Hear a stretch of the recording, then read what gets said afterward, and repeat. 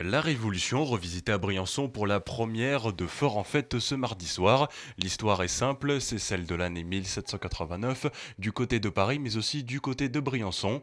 Une ville qui n'a d'abord pas été favorable aux idées des révolutionnaires et ce thème n'a pas été choisi au hasard puisque même si le contexte reste celui de 1789, il s'agit là d'un thème intemporel. La révolution n'a mis un S parce que, notamment récemment, c'est vrai qu'il y a des révolutions dans le monde entier, notamment le printemps arabe, etc. Donc on y fait allusion un petit peu dans le spectacle. Le cadre, lui non plus, n'a pas été choisi au hasard. Le fort des têtes se prête merveilleusement bien à l'époque, bien sûr, mais aussi à l'éclairage et à la pyrotechnie du spectacle, comme ici lors de la reconstitution de la prise de la Bastille.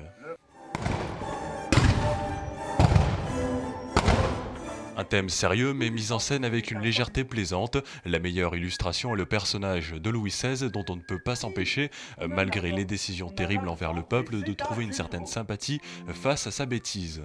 Louis XVI est très symbolique parce qu'il a été décapité, que ça a été le dernier roi, le dernier de la lignée des Capets. C'est des multiples interprétations de Louis XVI. Il y a des interprétations qu'on a essayé de faire au plus réalistes et d'autres qui sont des satires de Louis XVI. C'est plusieurs interprétations de ce personnage-là.